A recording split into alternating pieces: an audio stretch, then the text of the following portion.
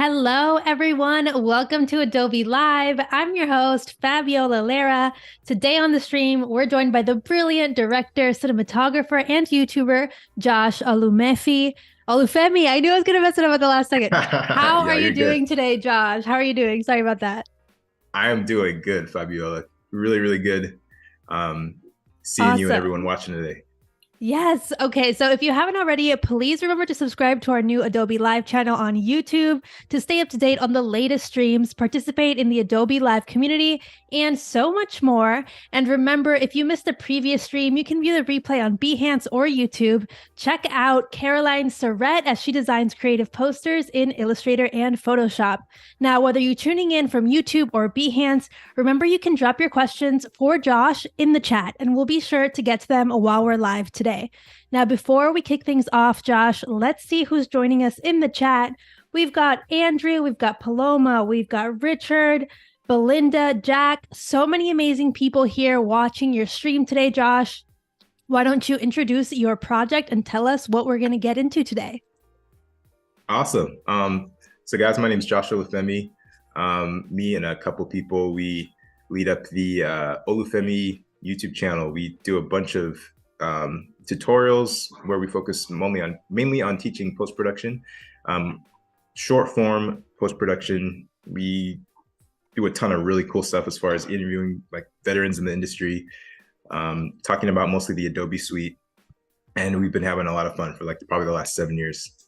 So as far as what we're doing today, though, we're going to be cutting up YouTube content, a YouTube interview, specifically talking head footage. And what I'm going to be teaching you today is this tutorial is going to be split into two parts. Today we're going to be talking about cutting A-roll footage for the sake of audience retention. And then tomorrow we'll be talking about cutting B-roll footage. Perfect. So I'm so excited to see how I'm so excited to see how you're doing this because I've, been on your YouTube channel and your videos are so like engaging and quick and like they just really, really capture you. So I'm really excited to see how, you're going to show us the behind the scenes of how you do this. So I'm really pumped because I think it's sometimes underrated, like sifting through your footage is kind of like the hardest part, deciding what stays in, what goes out. So I'm really excited to see your process here today. What, kick it off for us. What are we doing? I'm seeing your premiere screen, so I'm like, give us a lay of the land here and tell me where we're starting off. Definitely. So what we're doing today is we are cutting an interview that I had with a really cool director, really major director from Nigeria.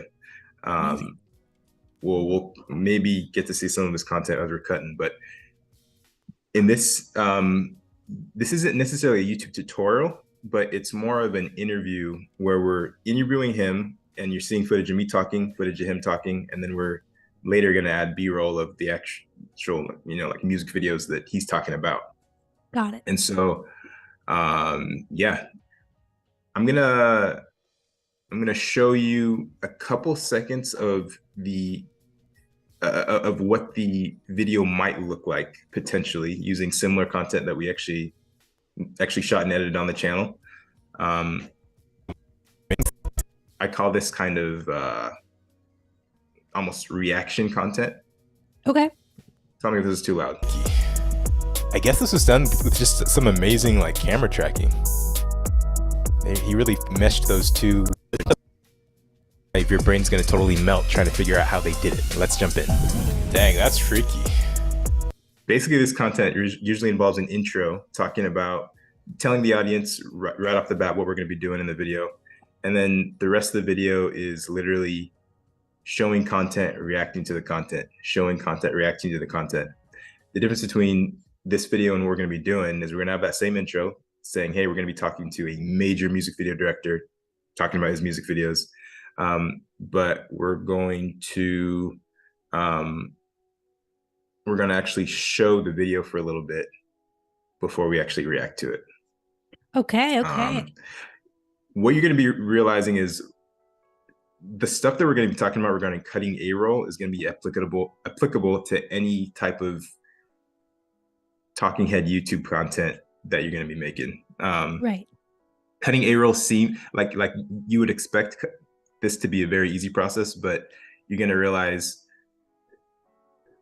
you're going to realize the difference between there's probably so much content that you watch where you're seeing someone talk that it just makes you want to click off. So I'm going to kind of show you what we do to try to kind of keep that audience retention point higher as opposed to that's like the first thing that I noticed when you played this footage was just like, yeah, I know that you're talking because you have that A roll and you have it included also as kind of that like a smaller screen while you're reacting, but it's so captivating. And a lot of times people either forget to do that part, which you know, like where like you're showing right now. If you could you actually expand that so we have a bigger view of it on the stream while we're talking about it here? Yeah, if you hit that tilde, the monitor, or the like, left one that you're talking about, the source monitor, maybe.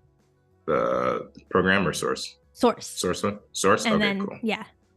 There yeah, so see, I can see that you're going to be talking. I can also see what you're playing. And I think that's like really key when we're talking about these different reaction videos and talking head A-roll, you know, including it, but also finding cool ways to make sure that it stays engaging. And it's not just you talking and referring to something that you showed previously. It's like the way that you're mixing all of these things. I'm really interested to see how you're going to break it down because all your videos do a really good job of this. And video retention is like so hard these days, especially because TikTok has trained us to like watch for like 3 seconds. So I'm so excited to see how you're doing this for something like a YouTube tutorial where it's a bit longer.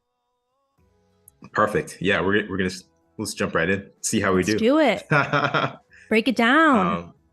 Cool. All right, guys. So everyone, we basically have a bunch of raw footage of me talking, and then we had to shoot this interview over Riverside. Actually, it's a software kind of like Zoom.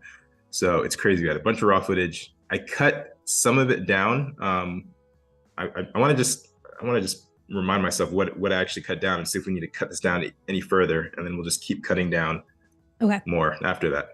So I've kind of separated it into, I talk about one video, he talks about one video, we watch the video, then we react to the video. We'll just see what we have so far for this one. All good. It's all good. This is beautiful, dude. Atlantic Records. All right, you guys love how A-roll raw footage sounds at the beginning. There's like literally nothing there. You got to bring life into it. You're a freaking filmmaker. This I can tell is me watching the video. MOGRT, it is a pleasure having you on the channel. For this first video, what is the name of the video and what is the... All right, we're gonna start here. Cool. So let's actually bring that aside for a sec. And is this what you usually do? Like bring in all your footage onto your timeline? Or, I mean, you've already, I'm sure, sifted through this already for us, right? But like in general with your workflow when you're working from, you know, the footage? Yes, so all my footage is here. It's very important. Organization. Usually I have a bunch of folders. Let's actually do that. Let's get organized. Have a folder for my sequences, folder for my clips. We're gonna create one more folder called solid. And that's going to be where I put any like black mats or adjustment layers, which I'll talk about in a second if people haven't used that before. For sure. So, yeah, I feel like keeping your project organized in Premiere is like half of what makes the workflow possible. I'll show you guys another trick. If you guys don't know, everything's fully adjustable in Premiere. So the default option is for the project bin to be in the bottom lower hand corner. Left-hand corner. I usually pop it over here, so it's almost like you have a it's like another monitor of the screen. Yeah, that you can use. Smart. So all right, let's drag this back over here and let's start. So I am going to play through this. I've already cut this. This is the first mistake people make when they're cutting A-roll. MOGRT, it is a pleasure having you on the channel. For this first video, what is the name of the video and what is the... Weird jump cuts.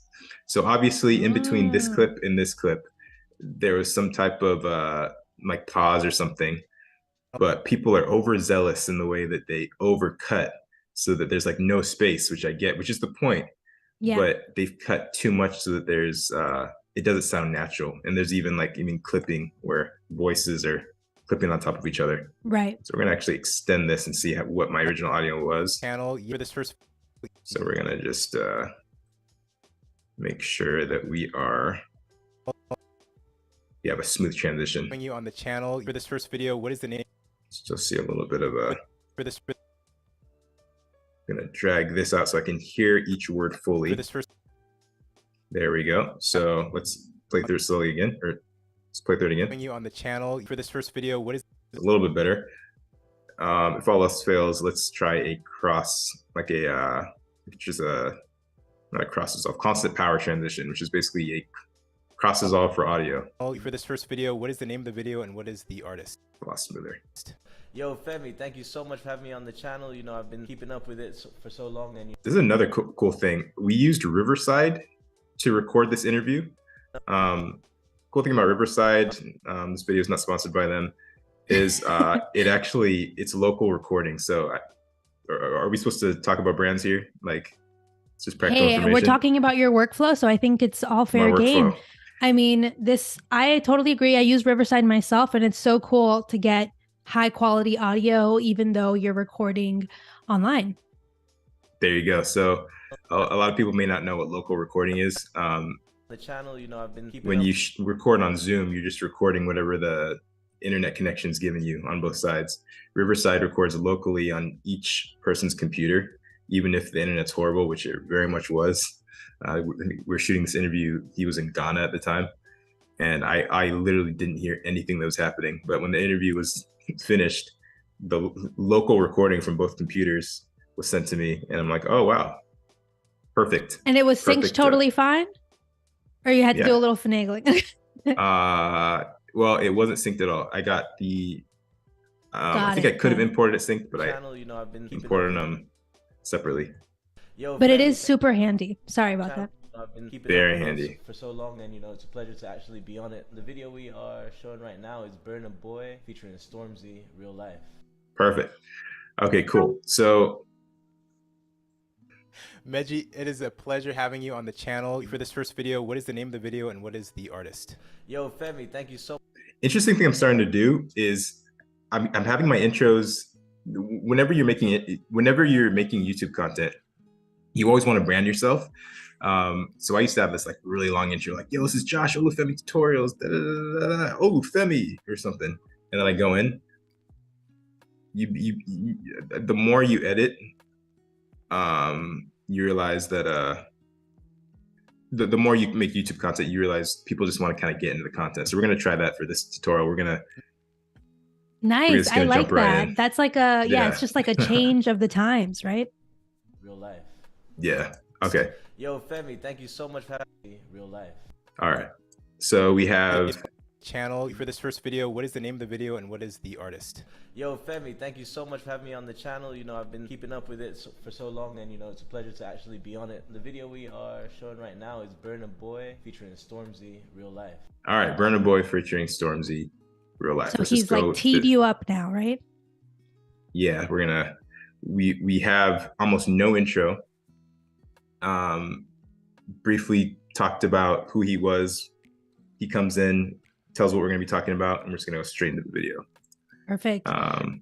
I want to ask those in the chat watching right now, if you have removed the intro from your YouTube videos as well, let us know in the comments, because I do think this is like something that's been changing now on YouTube, is like the intros, the flashy like slideshows, the branding, it's kind of gone out the window, and the people put it in different spots now because we're trying to get into the content quickly. So let us know in the chat if you're also picking up on this. A goal for a really good audience retention rate is 70% still watching after the 30-second mark, which is it can be hard to do that, but that's kind of been our goal. Nice. And are you actively tracking these stats? I know people are curious because you have such a successful channel. It's on, you can see all that stuff in YouTube Studio in your analytics. Amazing. I'm glad you're paying attention to that and really taking that into the content that you're editing. Yeah, you know what I'm going to do, guys? First, I'm going to this is actually really important. I'm going to play with the audio. I'm going to show you my secret audio setup. Pleasure having you on the channel for this first. I'm not an audio engineer, but an audio engineer taught me this years ago, and I still use it. A lot of people, when they're adjusting audio, they're like, okay, I'm going to go into this audio And let me go make sure my effects controls are here. So a lot of people are like, okay, when you're adjusting volume, you want to adjust, the levels, basically, the gain essentially. I don't do that. I almost never apply audio effects or adjust the level on the actual clip, but I just adjust it on the track. Nice. So that's tip number one that I'm going to teach you audio ducking after that. So what I usually do is I go to Window and I go to Audio Track Mixer. It's different than Audio Clip Mixer because we're talking about we're adjusting audio. We're placing an effect on an entire track as opposed to individual clip. Mhm. So I'm going to click the caret right here. You can see the actual track numbers, audio 1, audio 2 here, A1, A2, corresponds to A1, A2, all the tracks down there. Where we have my audio on A2, so let's go over to A2 and apply an effect on the entire track. Just click the top one. I love using these effects. Right? Amplitude and compression is where I go. I go to multiband compressor, double click on multiband compressor. I go to just a preset. So I go to broadcast, this is kind of the one I always use. I go to my margin. I always make that -3. That's, from my understanding, that's kind of controlling what the top peak of the audio will always stay below -3. And then I'm going to boost. Yeah, I'm going to boost all the gain up by a little bit. We'll see how this sounds. Okay. Meji, it is a pleasure having you on the channel. For this first video, what is the name of the video? Is that too loud on your end? It sounds pretty good on my end, but my audio is pretty low though. So maybe want to touch it back. So this is how it's supposed to sound. I just want to make sure my volume was it just for as far as just hearing it. Was it too loud? Meji, it is a pleasure having. Looking at my little waveform monitor, it is staying just below -3. Having you on the channel for this first video. What is the? Just how I want it. Let me just bring down my volume a little bit. It is a pleasure having you on the channel. So I have my margin -3. Have my gain at like 7. This is perfect. That's all I do basically. Amazing. I love it. I feel like there's so many different effects. People tend to get overwhelmed when they go in there. So showing people like a go-to one that can quickly just like adjust your gains without blowing it out and without having to adjust per clip. I feel like that is huge. And if you're not using the audio track mixer in Premiere Pro, this is like one of the simplest ways to get started to really just make yourself sound like legit. Yeah, it'll make all the difference. You on the channel for this first video. What is the name of the video and what is the artist? Yo, Femi, thank you. We're gonna do him now. Okay. He is under A3. We're gonna do the exact same thing for him. Actually, I copy this. I just literally alt and dragged. I don't think I've ever done that before, but I think it should have the same effect. Alt and drag is the way you copy things in the timeline. I guess you can copy stuff here in the effects. In the effects. Let's see how this sounds. Femi, thank you so much for having me on the channel. I've been keeping up with it for so long, and it's a pleasure to actually be on it. The video we are showing right now is Burn a Boy featuring Stormzy. Okay, so in my opinion, that sounds a little echoey, a tiny bit. Yo, a little bit of reverb. Yeah. Femi, thank you. So we're gonna see, what Adobe's AI can do to maybe solve that a little bit. I'm sure there's something that can be done. There is. Reverb's like the hardest thing to take out, I feel like, as far as audio. My limited knowledge of audio editing, I feel like that's the case. So we're gonna see what they can do. So we're gonna go to Window, we're gonna go to Essential Sound, and voila. You can hopefully see. Okay, yes, I'm seeing it. The Essential Sound panel. Myriad of options you have here. So we're gonna click on this individual clip. We're not gonna apply an effect to an entire track again. We're in this aspect, we're gonna just do an individual clip. I'm gonna click on the clip. I'm gonna say that it's a dialogue that we're doing, and we're gonna go to all of these repair options. So we're gonna go to repair, and we're gonna go to reduce reverb. I'm gonna click it. It automatically sets itself to kind of a midpoint 5. See how this sounds. Femi, thank you so much for having me on the channel. Ooh, that sounds way better. That sounds a lot better. On the channel, I've been keeping up with it. You'll hear what it sounds like normally in the next track, because I don't have an effect on this yet. For so long. That's how it was before. you so much for having me on the channel. You know, that worked surprisingly well. That worked really, Very, really very well. great on that clip. And you can really hear it when you switch from the clip that has the effect Yeah. and then without it. Maybe play So it one check more this out. time. Maybe one more time. Okay. thank you so much for having me on the channel. You know, I've been keeping up with it for so long, and you know, it's a pleasure. Big difference when you switch this. Huge difference. What we're going to do is we're going to right click on this clip that has the audio effect on it. Basically what happens is once you've adjusted how you want it, the reduced reverb, if you go into effect controls, a lot of you guys probably know what effect controls does. Effects controls is where you're able to change the effect on an individual clip that you're clicked on.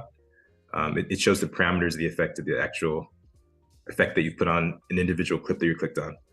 And so you'll see that reverb was automatically applied to this effect based on what you adjusted in the essential sound panel. So knowing that, we're going to right click on this clip and we're going to do copy. Then we're going to right click on this next audio clip and we're going to do paste attributes. Okay.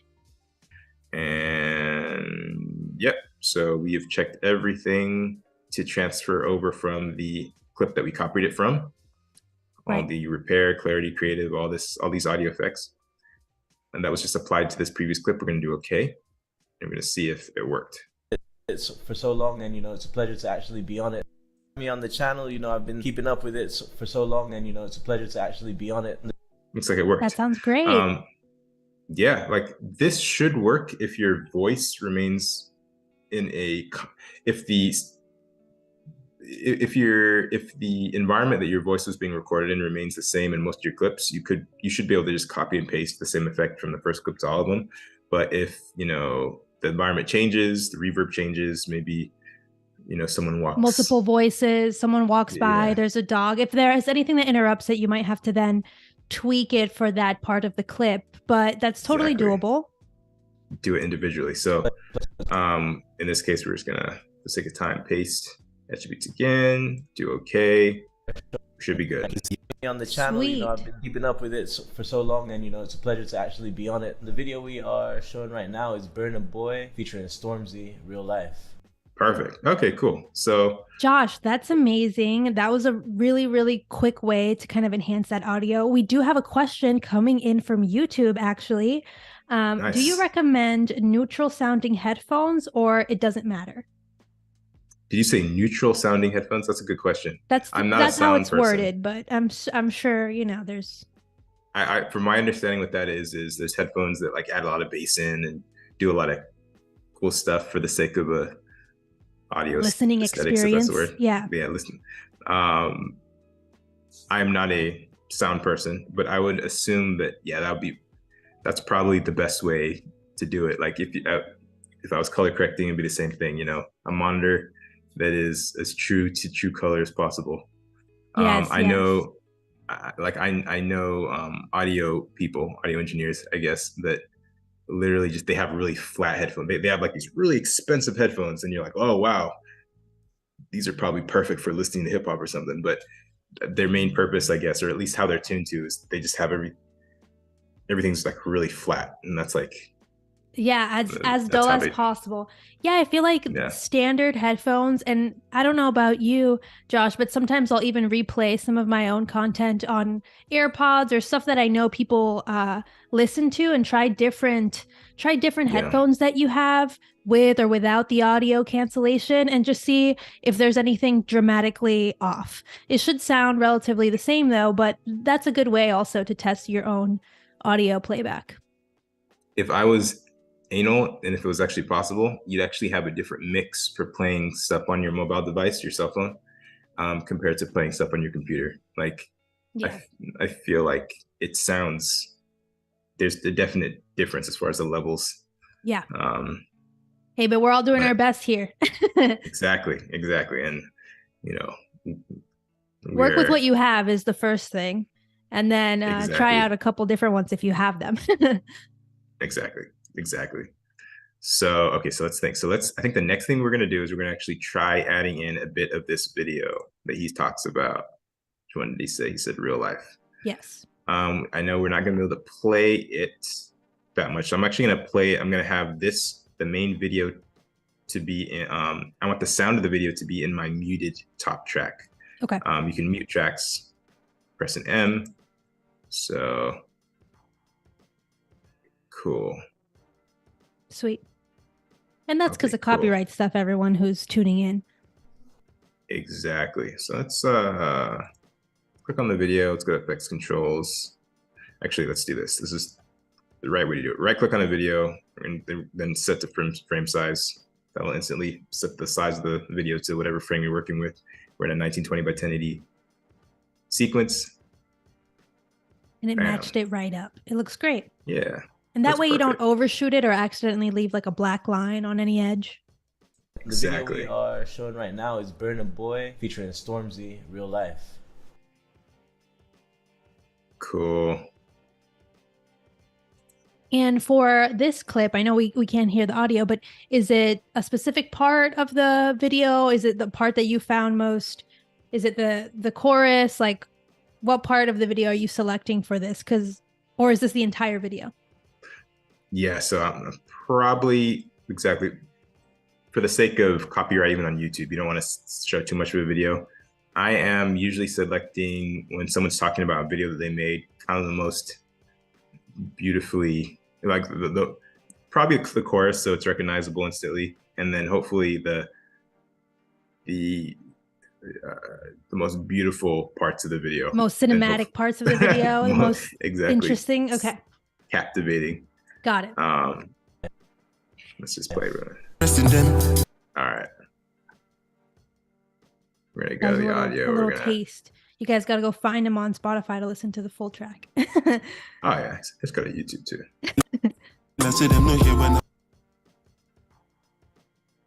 Gonna way down. Okay. Oh, I know why. Really, this is a really good example of. I have on this track on A2, I have track effects, which is boosting everything up. Remember the broadcast. Yeah, the broadcast preset, right? So I was like, oh, why is this song so loud, even when I'm turning the levels down to like -20 decibels? That's why. So we're gonna bring this audio on the video to a track because it's not being.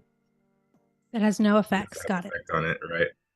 So now it's like really quiet. Let's actually make sure that we solo that one so we hear it. All right, we're not gonna play that for two. Let's do 25 decibels.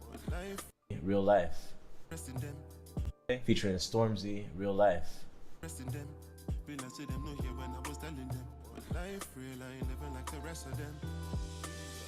All right, that's probably enough for now. Nice. So okay, so let's talk about, this is actually going to be really good. This is going to be a really good lesson. I want to talk about audio ducking. This is going to, this is probably, if you learn anything today, please just hear this one out. I know this whole tutorial is mainly about cutting A-roll. This audio chip is going to change your life. Literally changed my life about a year ago. We have an audio person on our channel team that taught me this, and it's crazy. First thing I'm going to do is I'm going to actually go back to this video. It's funny. I'm going to convert this video, modify, interpret footage, I guess, right? Okay. Actually, I want to interpret the audio. So right click on the clip, go to modify clip, go to audio channels. I want to change this audio from stereo to mono. Okay. Why did I do that? I'm trusting you. The reason I did that was my mics are mono, so you see there's only one track instead of stereo. There's the two. I want my music to match, my background music to match the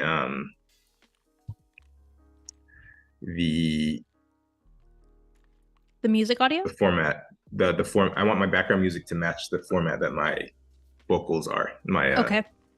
So I want them both to be mono. So let's bring this down here.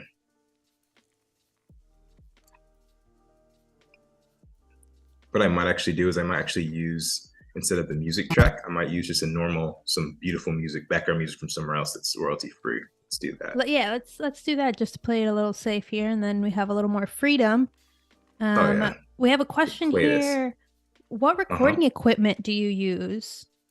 Let's talk about Question. audio recording equipment while we're here. Good question. So what I do is for the last 7 years, I've just literally talked into a Zoom H1 mic. Okay. Maybe archaic to some, but it is the most beautiful audio in the world. It's not the most aesthetically like pleasing Is that look what as you were far using as, in that first clip? yes. There we go, right there. There it is. Mm-hmm.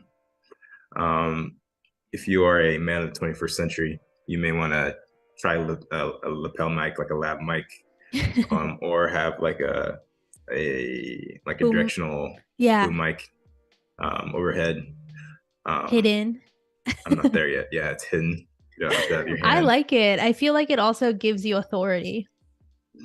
It's like you're the We're gonna say host. that. You've got the mic. It's just so second nature to me at this point. But I love it. And would you recommend people upgrade their audio or their video first? Like if they're just starting out, should you invest first in a new mic or a new lens really or a good new question. camera? So definitely audio for sure. Audio is going to save you so much headache. You could have the most beautiful video, but if you have bad audio, people aren't gonna. As far as if we're talking about audience retention, people aren't gonna listen. I've shot stuff on my iPhone before, but just made sure I had that mic.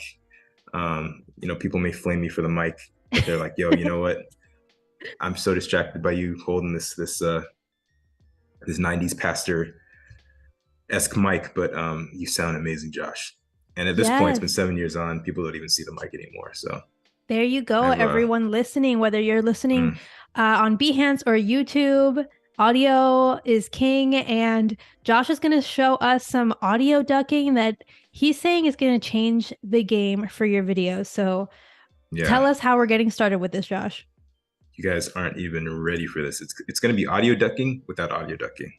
I'm so interested in this because when I've tried playing with audio ducking before, sometimes it gets a little crazy if you don't know what you're doing. So I'm really interested to see how you're weaving this into your process.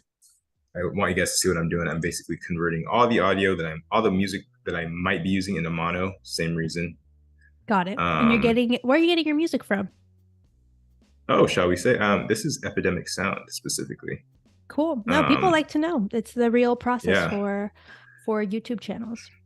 Shout out to I believe Epidemic and Adobe can have a little cool thing going on as well. Yeah, there's an integration there. If you need to use some Epidemic Sound music, you can find it right within your Premiere Pro windows. Yep, you definitely can. I just took this straight from the website for now, but it's beautiful how integrated stuff is these days. Oh yeah. Okay, so we're still converting everything to mono. Yeah, I think we're good. We're just gonna. I know what these tracks. We're gonna use this. This is a good track. Okay. So we're going to just drag this. Now we'll cut a little bit in, out, drag it like right here. Okay, so audio ducking. So let's play this together, and you're gonna see it has a little. Actually, let's bring the audio down a tiny. Actually, no. I'm actually gonna leave it at 0 decibels. So you're gonna see. Here's the issue. So let's play it, and I'll say something. It's a pleasure having you on the channel for this first video. What is the name of the video, and what is? It's like you can't have the best of both worlds. Maybe you love a track. I love this track. It's beautiful, but you love your voice too. But you can't ever hear both at the levels that you want. You're like, in order to hear myself, I have to audio duck. Got it. Yeah. You're saying the Epidemic Sound audio is competing with your beautiful voice as the host, and that can throw off the viewer, right? Because you're just like listening to you're hearing too much. So this is the way that you normally do it. You'd adjust the level. So you'd maybe go, oh man, I'm gonna have to bring this music down to level -20 decibels just so I can hear myself clearly. It is a pleasure having you on the channel for this first video. What is the name of the video? And but you're like, but I can't hear my beautiful music. It works, yeah, but you can't hear the music. It is a pleasure having you. But here's the issue. This is what a smart genius by the name of Dave taught me. Let's actually bring this back to 0 decibels because we love the music. What we're gonna do is instead of bringing the levels down of the music, we want the level of the music and the level of my voice to be exactly the same, but we want to still hear my voice. So what we're gonna do is we're gonna carve out. We're gonna carve out of the music the frequency that my voice is at. And then we're going to create a pocket and place my voice in that pocket that we've created. So Josh, this sounds ambitious. This sounds tough. Easier than you think, though. And so you're going to end up hearing both the music and my voice at the same level, but they're both clear. Okay, whatever this magic is, let's see it happen. Okay, so what we're going to do is, forgive me if I get some of the terms wrong, but it's going to work. So, because I'm not an audio person. So we're going to go to effects. Let's go to window. Let's make sure effects is on. I don't know about anyone else, but Josh is seeming like an audio person to me. That's how I feel. You know, in the world of video people, I am an expert audio person, but bring one audio person that's been doing it for a year and they'll be like, yo, Josh, why are you confusing the words frequency and volume? Yeah, we won't talk about that. As long as we get it sounding good, we don't care here. Exactly. We want to see people's real workflows. And, you know, sometimes when you're just starting out, you can't know everything, right? So if you know a couple things that can improve your audio, that's going to really help you out. Okay, so you have this de-esser effect I'm seeing that you're hovering over. De-esser. This effect is normally meant to, I guess, take the S's out. Like you know, don't worry about what it's used for. Don't worry about that right now. We're going to just use it for this purpose. So de-esser, bring it down onto your voice. Okay. First. So right now, we're just listening to my voice. It is a pleasure. Go to edit. And we're going to have this play through. And we want to basically, let's actually mute the track right now. I'm going to mute my music. Meji, it is a pleasure having you on the. So I just want to kind of understand where the frequencies of my voice are. So it looks like my voice is kind of in between here and here. Meji, it is a pleasure having you on the channel. So I have that figured out now. Perfect. So now I'm going to exit out of this. I now have captured where my voice is. Okay, I'm following. Exit that. So now I'm going to right click. I'm going to click and then do Control X to cut. And I'm now going to place that effect where I've taken those frequencies out based on where I saw my voice was radiating with those sound waves. I'm going to now place that effect on my music. Just by how? Control V right here. Okay. Control V. So that basically should work now, where I took the frequencies I found in my vocals, and I'm basically now carving out those frequencies in my music. And now when I play them together, and take note, this music is not on negative 20 decibels. It's on 0. Back how it was originally. This audio is on 0 as well. Nothing. I have not changed the volume at all. And now we're going to play both together and see how it sounds. It should work. All right. It is a pleasure. Oh, I need to unmute my track. Okay. It is a pleasure having you on the channel. For this first video, what is the name of the video? Meji, it is a pleasure having you on the channel. And this should work with any audio. That is crazy. Yeah. It is a pleasure having you on the channel. For this first video, what is the name of the video and what is the artist? I can hear both you and the music so clearly. That is so cool. So let me show you. Let me do so you can hear what it sounded like before. So I'm going to cancel the effect. Okay. I'm going to just toggle it off real quick. This is how it was before. Meji, it is a pleasure having you on the channel. For this first video, what is the name of the video? Okay, I'm going to put the effect on. Meji, it is a pleasure having you on the channel. For this first video, what is the name of the video and what? Cool. So that is like magic. Your voice just like cuts through that music so seamlessly and without sounding, because sometimes with audio ducking, it can sound like cuts, like weird cuts, you know? Well, and that sounds really amazing. Well, you just can't hear how awesome your music is. You can hear your voice well, but you have to bring the music down so low. Yes. Ooh, that is so handy. I'm definitely going to be trying that out on my next video. I feel like that is like the constant thing that like when you're editing in TikTok or you're editing inside of any other native social media thing, there's like the levels for the music. It becomes really hard when you're dealing with your own dialogue. But in here in Premiere Pro, that sounds so great. Yeah. Do not edit your sound in like on an app like that. On social media app like that. This is the way the pros do it.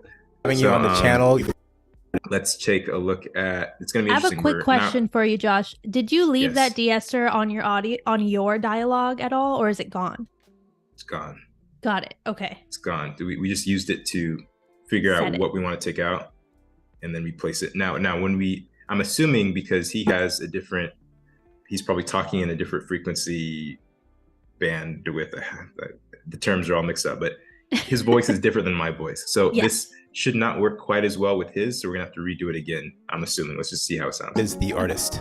Yo, Femi, thank you so much for having me on the channel. You know, I've been keeping up with it for so. Actually sounds pretty good, but we'll still redo it. So what I'm gonna do is I'm going to cut the track, music track, where he starts talking. I'm going to just delete the de-esser on completely. Okay. There, and then I'm gonna bring the de-esser again onto his voice. Femi, thank you so much. Just let's mute the track just so we can hear him solo him out. Thank you so much for having me. So we're going to, it's interesting, we have a reverb, de-reverb on him, so I don't think it should matter. So we're gonna go to edit, I'm gonna see where his voice is at. Okay, his voice, it's funny, I guess most voices kind of run within the same range most of the time. So Femi, thank you so much for having me on. It's kind of pretty much what I did last time too, I'm realizing. On the chat. So we're just gonna keep it kind of here. We could just take everything out. Move the other margin over, the right margin over, just to see if there's a difference.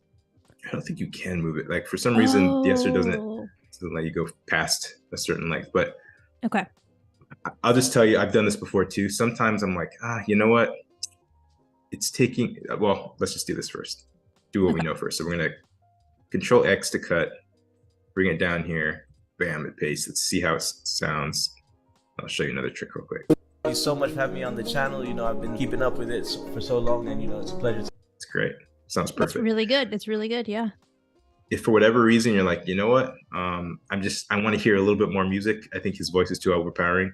You can go to edit, and just decrease the pocket that it's taken out a little bit, so you can add a little bit more of your track. Because the wider you make these in and out points, the more the music you're taking out, the more frequencies you're taking out of the music.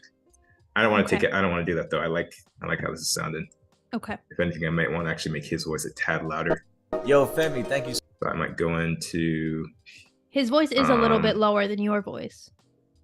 Yeah. So what I'll do is True. So let's go into. I live right over train stations. I don't know if you heard that little train horn. It was just an exciting horn. The train excited for this moment. Yeah. Okay, cool. So we're going to go to, it's A3, which is this one. Just going to go multi-bank compressor. We're just going to drag the gain up a tiny bit. Okay, let's check that out. There we go. Name the video and what is the artist? Yo, Femi, thank you so much for having me on the channel. You know, I've been keeping up with it. That's pretty good.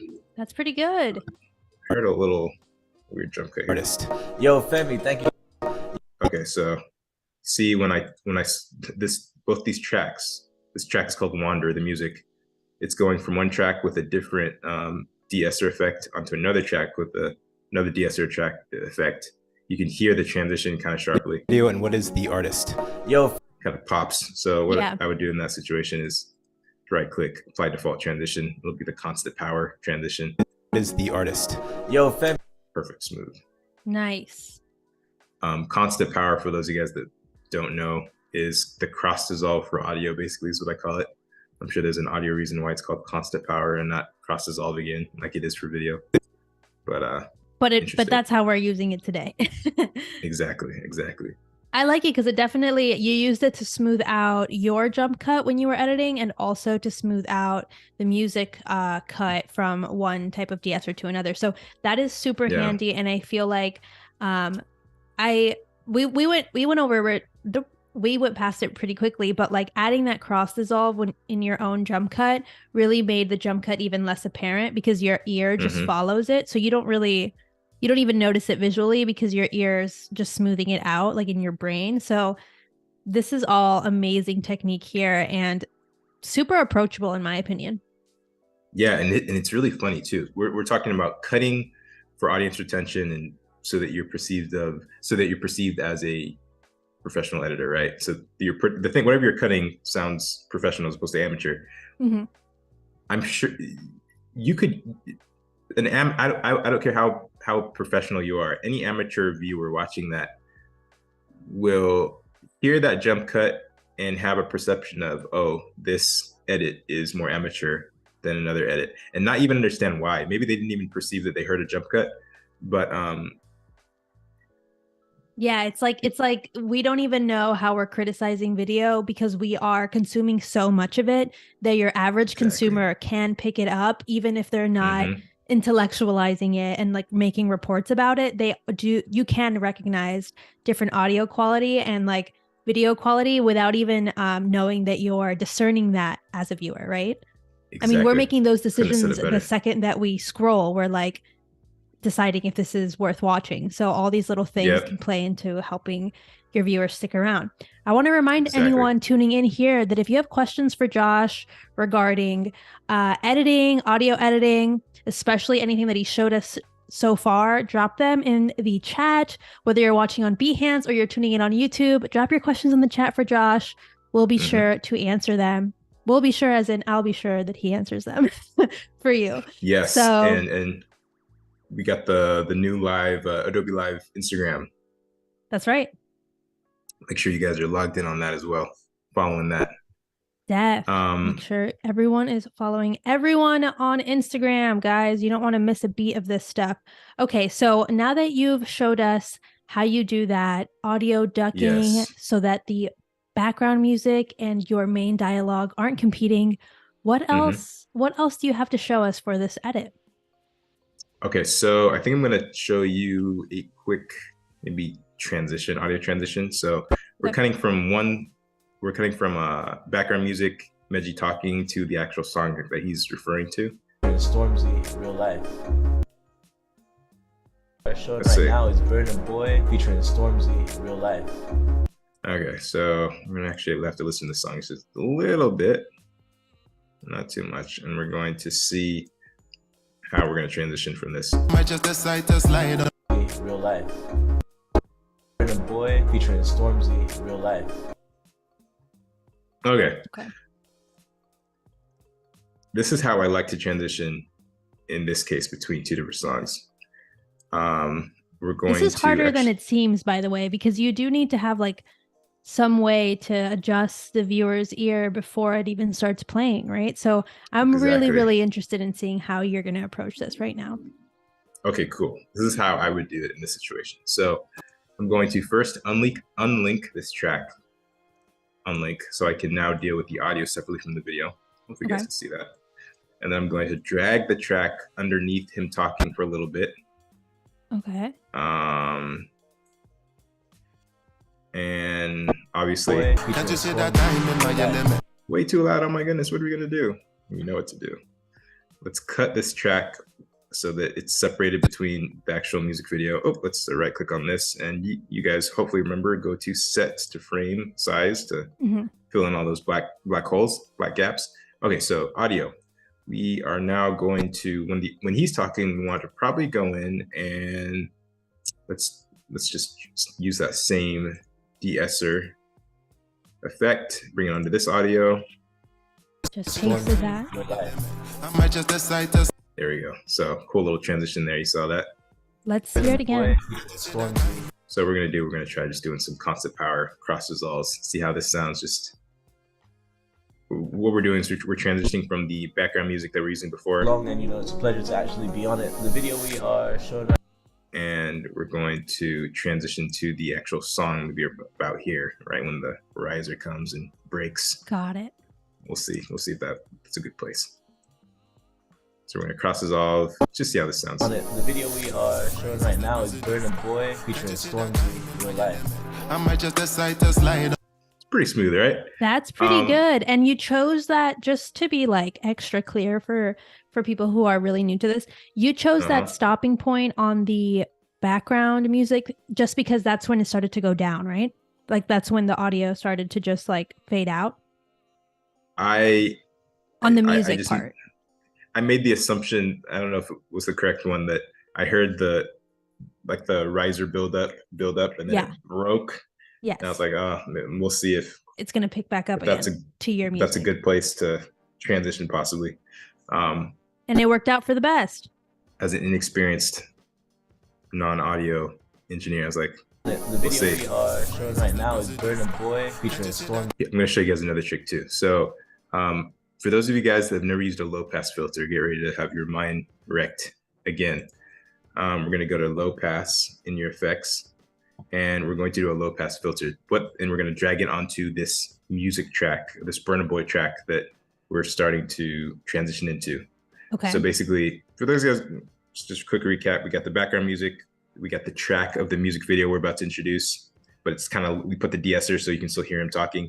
And then right when the music video starts in full blast without him talking, everything gets louder and it's like the full breath of the track, no more de-esser filter. We're going to diminish the track even a little bit more. So we have the de-esser filter kind of creating a pocket for his voice. I want to do something even more. I want to actually put a low pass filter on this to actually muffle it. So it's even more muffled. You're going to actually put it on there. You're going to see what I mean in a second. The video we are showing right now is Burn a Boy featuring Stormzy, Real Life. And then that makes the transition even more exaggerated when it's like all that muffle falls away, the de-esser falls away, and you can hear the track in all of its glory. Just sounds like, like my ears are just like available all of a sudden. Yeah. It's for so long, and it's a pleasure to actually be on it. The video we are showing right now is Burn a Boy featuring Stormzy, Real Life. I might just decide to slide on my enemies. I go along on a... Okay, cool. So you guys get the point. So we're not gonna play too much of this. Let's for Real Life, we wanted to feel... Okay, cool. So this is now him talking about, so I'm gonna give people maybe like 10-15 seconds possible, maybe 10 seconds of actually being able to hear the track that we're basing all this commentary in the future of, so they can have an idea, and then we're going to replay the track over and over again, but without the music underneath as he's talking about the track, because he's talking about mostly the visuals, he's not talking about the music, so it's fine. Ain't right, I'm correcting it. Everybody know for sure I'm gonna take it there. Okay. So slide on my enemies. I go along on a... So this is something I learned from my music friend. I may completely butcher this, but any of you guys that play instruments, oh gosh, what's it called? I don't play instruments, so we're in the deep end here. we're both, blind in the blind. I love it. It's 4x4, 4/4 time parameter. Oh my gosh. Someone in the comments help me out. But basically, a lot of music is it goes by the beat 1, 2, 3, 4. Everyone playing music is laughing at me right now. 1, 2, 3, 4. 1, 2. Beat. Beat. Or something. So there's the upbeat and then there's the downbeat. Okay. 1 and 3 are the downbeats, 2 and 4 are the upbeats. So 1, 2, 3, 4. 1, 2, 3, 4. As video editors and just naturally as people, we're kind of downbeats are kind of when cuts seem to happen the best. 1, 2, 3, 4. You don't usually cut on 2 or 4. I have a tutorial. An expert that I brought in, an actual musician, was like, Josh, try this. Try cutting on 2 and 4 instead of 1 and 3. It'll make your music video edit just a little bit less predictable. And so I've been trying that, and it's a cool little trick. So I think what we're gonna do though is, just for the sake of, I want a predictable, in this case, I think predictability may lend itself more to smoothness, as far as perceived smoothness, as far as what we're trying to get here. So I'm gonna cut on, because the question is, okay, when do we cut off from the music? I'm making the theory, we're gonna see if it actually makes sense. I'm gonna try cutting on 1. Let's play through this real quick. I might just decide to slide on my enemies. I go along on a glide for the hell of it. I bring a different vibe when I'm stepping in. If a nigga ain't right, I'm correcting it. Everybody know for sure. 1. Okay, I don't know if you guys heard that. So that's 1 right there. So we're gonna use that. That would be tough for me to find, but I'm following what you're saying. I'm following what you're saying. Okay, this is my pseudo musician knowledge as someone that I like it. Can't play instruments. So we're gonna cut off that downbeat. So that's how you decided where to transition away from the music video. Yeah, basically. So now we're gonna be like, okay, do we want to continue? I think usually what I'd actually want to do is I would want to continue with the same music while he's talking, just as, because it's a smooth transition. I'd probably create a cut here, you know, put another, I wouldn't put a low pass filter, I just put the de-esser. Okay, so you can hear him talk right over it. So you can hear him talking, but because of copyright, we may have to use the background music. Okay. I'm just gonna see how this just for demo purposes. For real life, you know, we wanted to feel real, we wanted to feel really, I guess, visceral in a sense. So for a lot of the narrative, it's handheld, but a lot of the performance sequences are Steadicam. Okay, so yeah, we're gonna get copyright stricken for this live. So what I'm gonna do is I'm just gonna use this generic background music, which is fine too. We're just gonna find a place to kind of. And this is helpful too for people who are dealing with copyright if they don't have access to the music. This is we're showing them another way that you can pull it off. Exactly. For real life, you know, we wanted to feel real, we wanted to feel really, I guess, visceral in a sense. So for a lot of the narrative, it's handheld, but a lot of the, you know, we wanted to feel real, we wanted to feel really, I guess, visceral in a sense. So for a lot of the narrative, it's I want this music to pick up a little bit. I'm gonna use it right here. I want that first drop to be fairly early when he starts talking. Okay. For real life, you know, we wanted to feel real, we wanted to feel really, I guess, visceral. I don't know if you guys can hear that clearly. I want that beat to come in a little bit. Everybody know for real life, you know, we wanted to feel real, we wanted to feel. Yeah. Nice. I like how you're doing that. You're just trying to feel out where it makes more sense to have that drop. Everybody know. Yes, exactly. For real life, you know, we wanted to feel real, we wanted to feel really, I guess, visceral in a sense. So for a lot of the narrative, it's handheld, but you can tell there's a little bit more echo in his voice compared to mine. But it's also because you don't have those effects placed on his on these clips. You don't have that reverb. Right. You're right. I was like, oh, I guess it's just I'm just comparing it to mine, but you're right. I didn't even put the effects on. So wow, perfect. Because that reverb wasn't placed on the track; it was placed on the clip. Do you guys remember earlier? Yes, genius. I'm glad someone was keeping track of this. So we're gonna. Yeah, I would have been just the whole time just like something happened. Okay, so yeah, that's how it sounds. Okay, so paste attributes. I don't know if you guys saw what I did. I just, instead of having to go track by track, I just copied one of these tracks that I know had the de-reverb on it and nothing else. And I just pasted attributes. To the whole selection of clips. Yep. To everything. Yep. Cool. For real life, you know, we wanted to feel real. Sounds so much better. Sounds so much better. Oh yeah. Really, I guess, visceral in a sense. So for a lot of the narrative, it's handheld, but a lot of the performance sequences are Steadicam. We ran a 2-camera setup all day, and it was an excellent. Okay. Hey Josh, we have another question here coming in from YouTube, and that I think is a good time to address it because you do have a lot of jump cuts in there. So the question is it feasible to smooth down the jump cut? Yeah, great question. So thank you. Yes. And why are there so many jump cuts too? Why don't you give us a little bit more context? Ooh, good question. So the reason there are so many jump cuts is we are all human and we do not speak as smoothly as we'd like to be perceived to be. So I don't know, we can actually explore a little bit. I cut this a few days ago, so let's just expand on this and actually see why I put that jump cut there. I wanted to feel really see here, he said that's something I usually like to cut out. Extend it a little bit more. Really I guess visceral in a sense. So for okay, that may have been me being a little bit obsessive. You're being a stickler.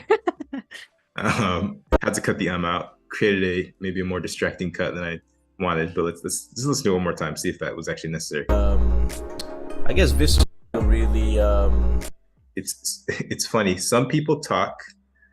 I just said myself. Some people talk in a way where it's really hard to cut out or cut out anything because they slip right into the like it's really like there's nowhere to cut. And so that's why you can really see a jump cut when I try to cut it as far as he goes. We wanted to feel really, I guess, visceral in a sense. Maybe I just leave that in there. What was the previous version? Can you undo just so we can see the difference? This is how it sounded like before.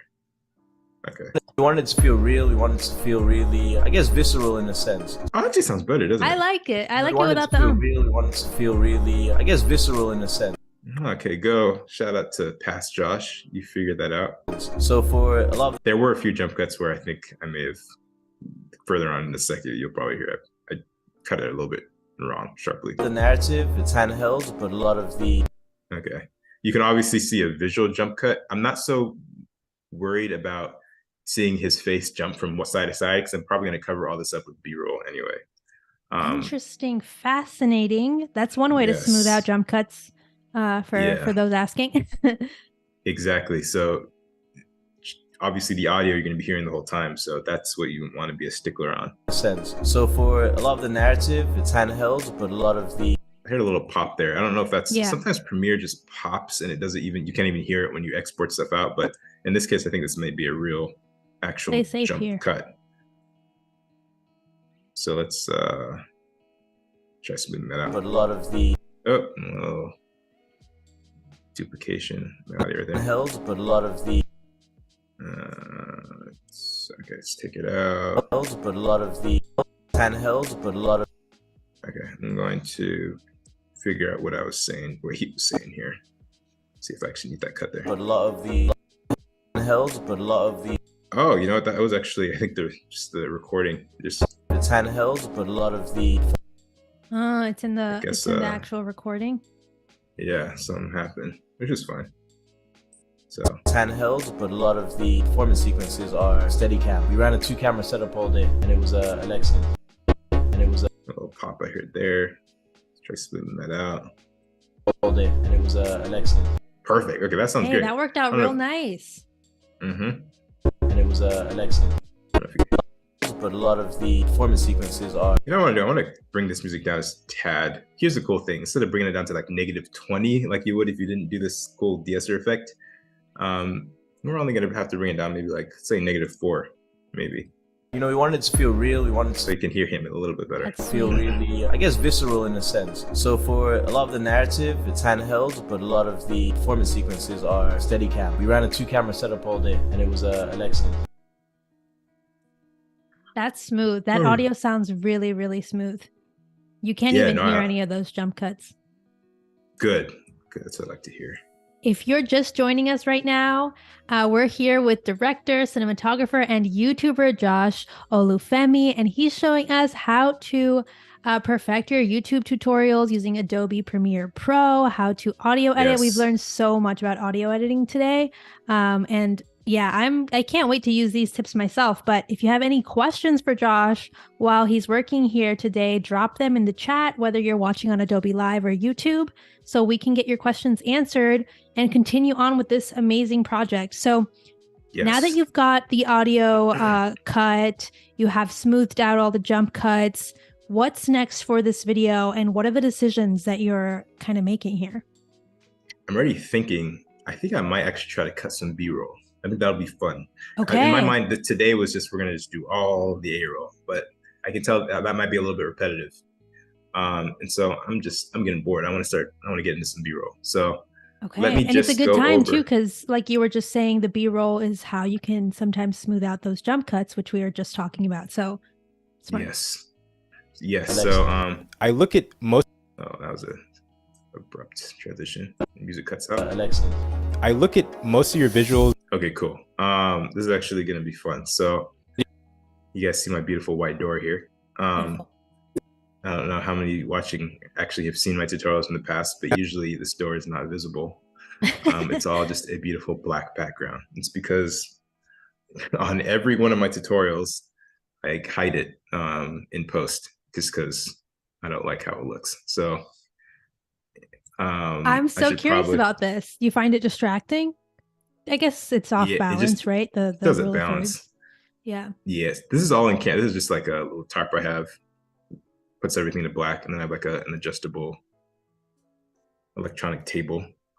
Okay. That I probably should have lowered a little bit for this shot, but this door, I need access to the office, so I can't at the moment place anything there. So I go to, let's go to new item, black video. This is very, very crude, but I'm pumped to see this. I used to do a thing where I literally would go and take a screenshot and extend the background in Photoshop and bring it back into Premiere. But I was like, you know what, no one's gonna know if I just do this instead. So black background, black video matte. Then let's go and create a mask. Okay. So you've masked that matte. Okay. Yes, thank you, exactly. Create a little polygon rectangular mask. Let's bring it down here. All right. Feather it just a tiny bit. Smooth out the edges of the mask. There we go. Feather it. Yep, smooth, which means smoothing out the edges. Now let's kind of adjust it here. And no one is the wiser. I like it. Theoretically. Yeah. There. Ooh. Let's try to make it so the table isn't getting cut out. And I think, here's the thing. Most of my videos, I forgot, before we add B-roll, I'm going to show you a little bit of how I try to make my A-roll interesting. A lot of my A-rolls going in and out, zooming in and out. I would like you guys in the comments, as well as you, Fabiola, to tell me your true opinion as far as how I've gotten some comments. This is kind of a new way I've been editing in the last 3 months. A lot of comments are like, oh my goodness, I love how, there's so much dynamism in your A-roll cuts. And then some people are like, my head's hurting. Right. I like it at the moment. So you're going to see that. Reggie, it is a pleasure. You're not going to see this at all with the amount of movement you're going to be seeing. I think I like it. I do, depends how crazy you go with it, right? There's definitely people who are cutting like their eye, their mouth, then full screen, then, and it works. It has a place. I definitely feel like you can get a little crazier if you're doing vertical video or you're putting it out on social media. But if you're doing a long form YouTube video, there's a medium, I think, that captivates without giving you a headache. And I'm really curious to see how you're going to pull this off, because it is important for retention. And that's what we've been talking a lot about during this stream is you want to keep people captivated. And what is that? 30 seconds where, not even 25 seconds where you're talking and you still feel like you need to add something in there to spice it up, to keep it more interesting? Yes, we're going to start simple, starting out, and then we'll slowly ramp it up. So the most basic thing you can do as far as adding retention is adding a little bit of movement artificially to your camera. So we're just going to do a zoom in. You'd be amazing. This is like a mental truth. You can tell me if I'm just gone crazy, but we're going to play through this. Like, Meji, it is a pleasure having you on the channel. For this first video, what is the name of the video and what is the artist? It's like 10 seconds, right? Okay. Zooming in is going to make this feel like 6 seconds, 5 seconds even. Really? You think the zoom in makes it feel shorter? It does, to the point that when you're cutting, like you literally have to lengthen the amount of cuts. You have, if you're zooming in, you cannot cut as fast, or else it's going to just seem way too fast, if that makes sense. So it's almost like zooming in shortens perceived time in a really crazy way as far as video editing. Ooh, that is a really fascinating take. I'm very excited to see how you're doing this, because this, even in and of itself, you have already a cut in here. So I'm like curious how you're gonna... It's a hidden jump cut kind of. For this first video, you're not supposed to see it, but yeah. Channel for this first video, what is? So like I would be afraid that zooming into that would emphasize it. Ooh, we'll see. We'll see if it does. Shouldn't. Hopefully it shouldn't. So here's a little trick. So I have this beautiful black video that is basically kind of a layer on top of my normal video. So you're like, okay, I'm gonna have to zoom in on my black video as well as zoom in on my normal video. And Fabiola, you may have already figured out what I was gonna do. I'm gonna use the amazing adjustment layer. Perfect. Those of you guys that are not using adjustment layers, you're missing out on a whole world of fun. I'm going to show you what they are. And it's a lot simpler than it seems. I think a lot of people, Yes. it sounds very technical. Yeah, it sounds crazy technical. It's not. So right click on your in your project bin, new item, adjustment layer. Okay. And I'm going to do something wrong just for the sake of a teaching moment. Okay. Teaching moment. So what an adjustment layer does is an adjustment layer allows you to have an invisible layer above all your other layers. You can apply an effect on that layer, on that adjustment layer, and all the effects will be applied to any of the layers below it. Okay. So in that case, you're like, Josh, that's amazing. I want to zoom in. Obviously, the first thing you'd go to is you'd be like, okay, I'm going to click on my adjustment layer. I'm all excited. I'm going to go to scale, keyframe to scale. If you guys don't know about keyframes, learn about it. It's amazing. I'll do a quick tutorial real quick. Click on the stopwatch. Keyframe is basically an effect over time. So we have one keyframe here. We're going to go to another place in my timeline there, place another one, and we're going to zoom in, right? We're going to keyframe to zoom in, and we're going to be like, oh, that's what you're saying. That's what you've taught us so far, right? We're about to zoom into this video on this adjustment layer. But anyone that has used zoom adjustment, anyone that has used keyframing scale, you know that you can see the number going. You should see an animated zoom in, but you're not seeing anything.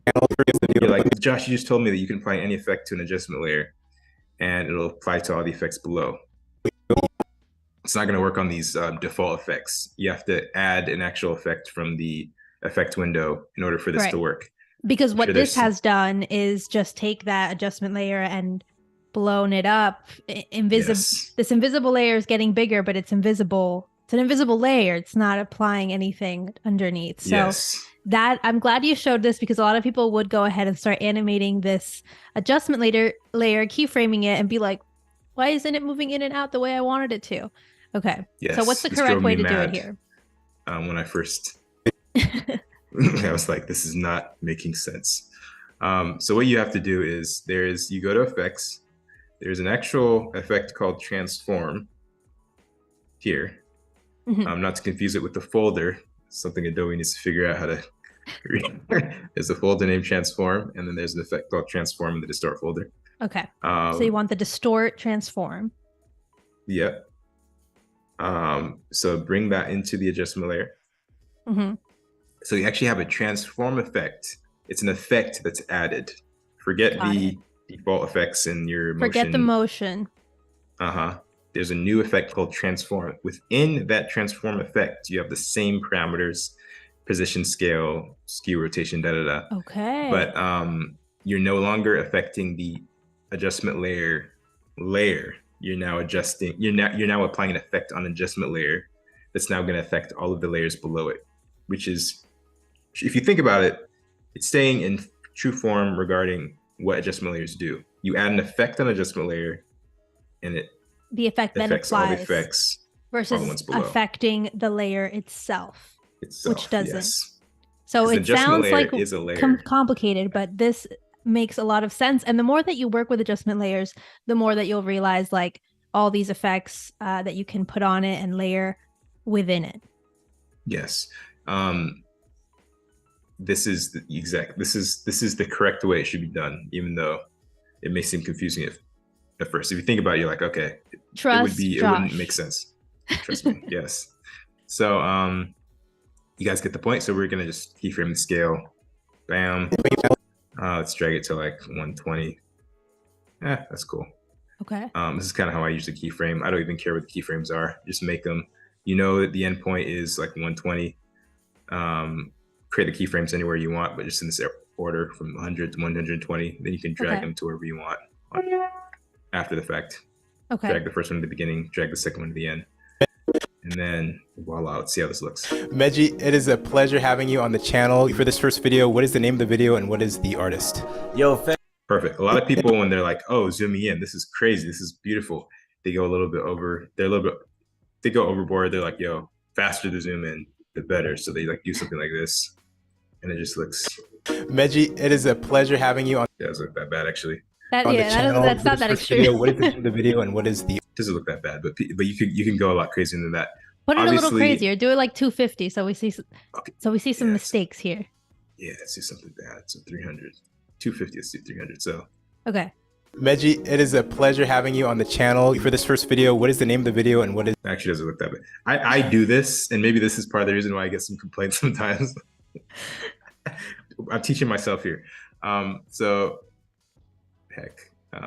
Okay, cool. So this is what we're going to do. The classier version, the chiller version, I'm not going to say classy, but the chiller version is definitely around 160. If you want to animate it with a little more personality, you can do 300. Yeah, exactly.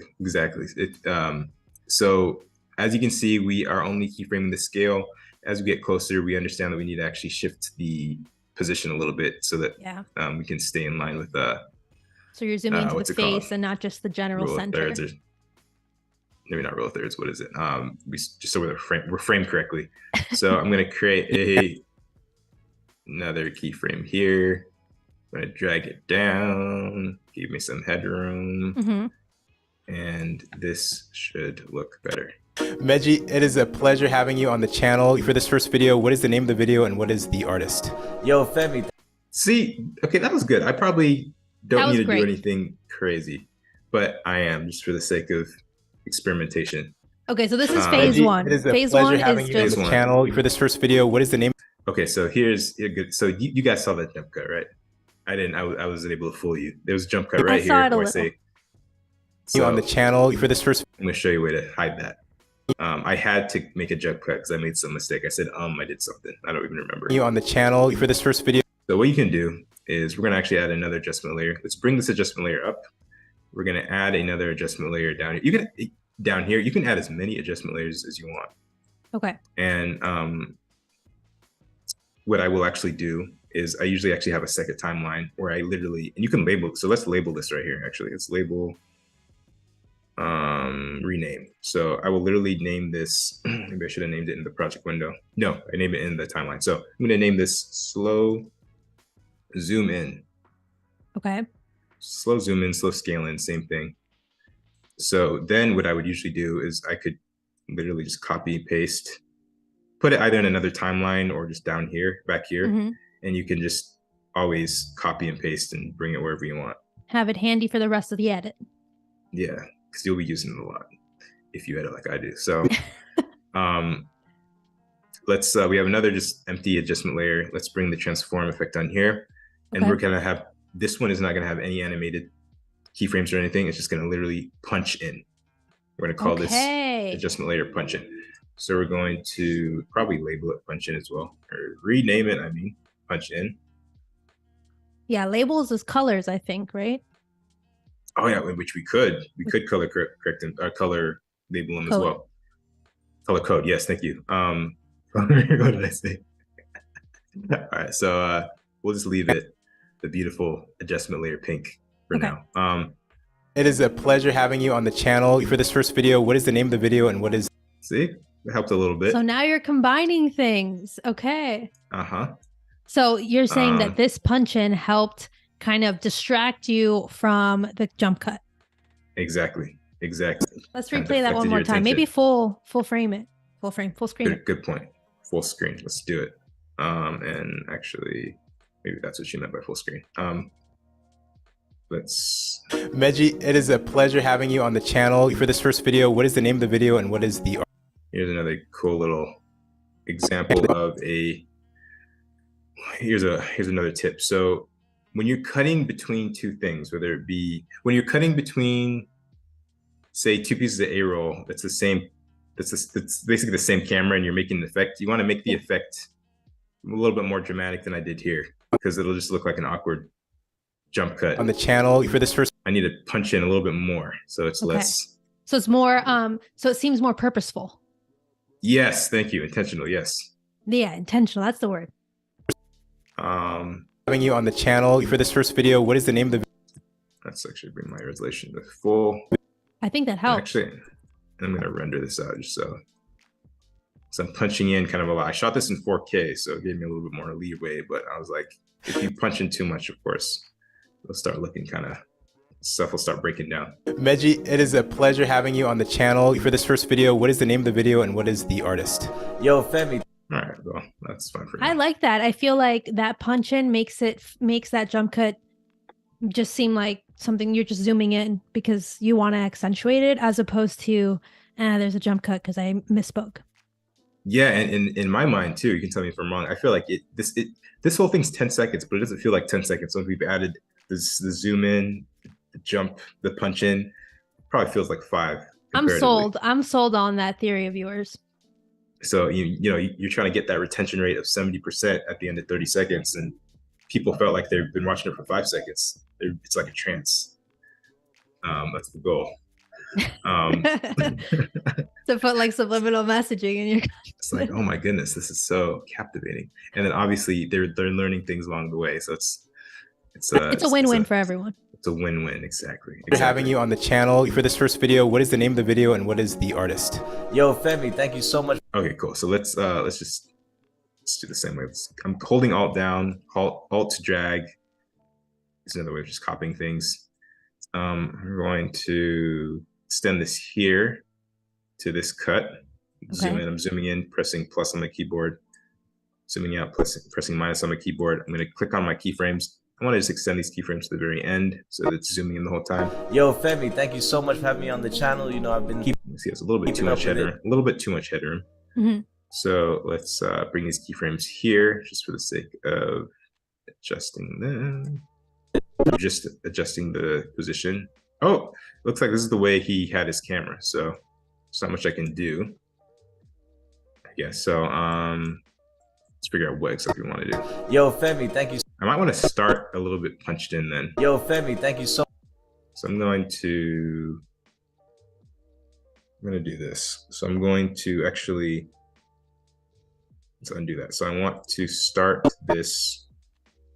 I'm going to start here, punch in so that I can get my framing the way I want it at the beginning. It was just like too wide before? It's just too much headroom, I think, how he framed it. Yeah. So I'm going to punch in a little bit, have my first keyframes be a little bit punched in so I can frame his headroom the way I want it. And I'll zoom into a point that by default, I won't be able to zoom in quite as much. So I'm starting in scaled in. I don't want the camera to go down at all. I want it to go straight in. So let's... He's also moving. So that is he moving? Brings another element. Yo, Femi, thank you so much for having me on the channel. I've been... I'm like, it's actually zooming out now. I didn't realize that. Yo, Femi. Maybe that's what I'll have to do. Maybe I'll zoom out. Yo, Femi, thank you so much for having me on the channel. I've been keeping up with it for so long, and it's... Oh, he is moving. Wow. Because he moves towards the camera, so that's going to throw off your Thank you so much for having me on the channel. I've been keeping up with it for so long, and it's a pleasure to actually be on it. The video we are showing right now is Burn. Femi, thank you so much. Let's think. Is there some cool B-roll we could put on top of this just to hide this a lot? Let's see. Yo, Femi. So much for having me on the channel. I've been keeping up with it for so long, and it's a pleasure. Nah, not really. So what we're gonna do, we're gonna punch in to hide this jump cut because I unfortunately had to cut. And that's kind of the tough thing when you're recording remotely, is like controlling other people's cameras and trying to keep them centered is tough, but you're working with it. Oh yeah. Okay. Channel, I've been keeping much. For those of you guys that know, this guy is a big deal, this director. Femi. I'll say his name's Meji Alabi, if you guys want to Google him. Me on the channel, I've been keeping up with it for so long, and it's a pleasure to actually be on it. The video we are showing right now. I'm gonna actually do something a little weird. I'm gonna go into the track and I'm gonna just bump the level a little bit, because I think, he kind of dips out a little bit. Yeah. Be on it. The video we are showing right now. So yes, we have a track. We have all that beautiful track stuff, track-based track effects, but we're gonna just, on top of that, bump up the clip audio effects just for this one clip, make it a little bit louder. Because he moves away from the mic a bit. And now is Burn a Boy featuring Stormzy, Real Life. I might just decide to actually be on it. The video we are showing right now is Burn a Boy featuring Stormzy, Real Life. I might just decide to slide on my enemies. I go along on a glide for... Okay, cool.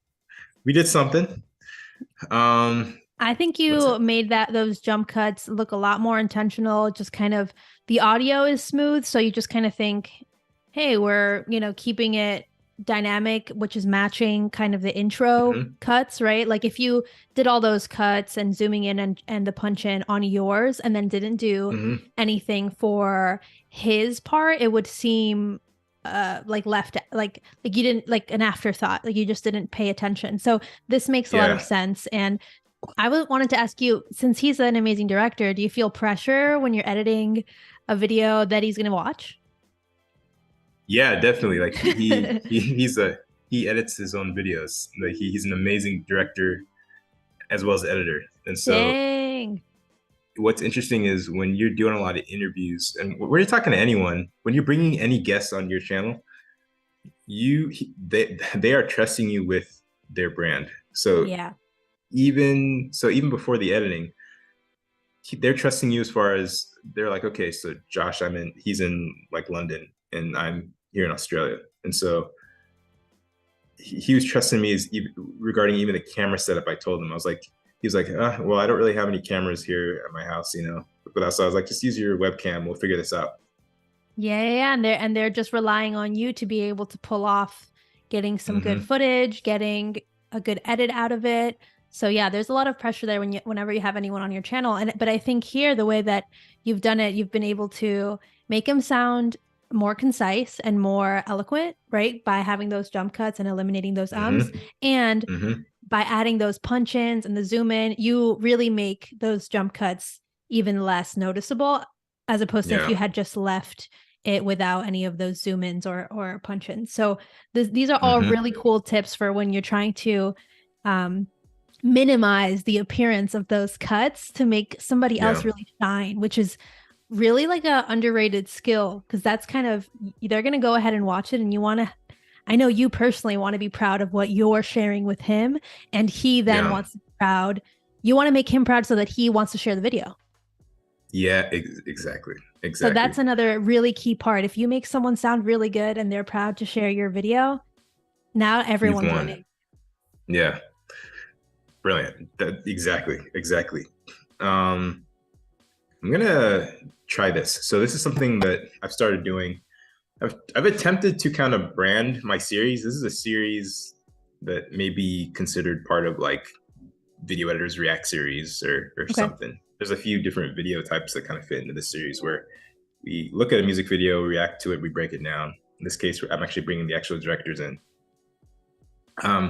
So I kind of have like consistent branding for this series. Shout out to Premiere, because I used to absolutely hate MOGRTs.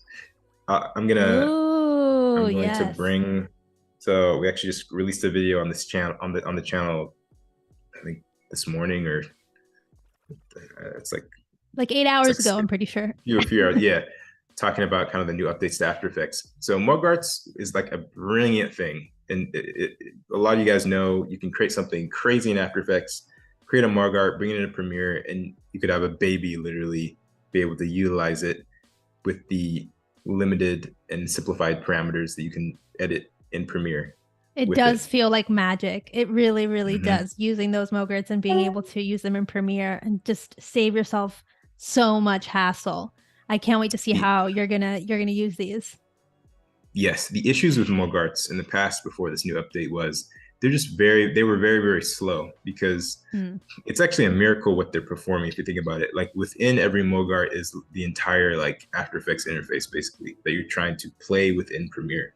So it's a miracle that this even exists, but it took a while, understandably, to actually figure out how to play through, create constant and smooth playback in Premiere. The issue with that was, as someone that does VFX on some level, trying to get better every day, I'm very used to slow playback when I'm doing my effects, and I just deal with it.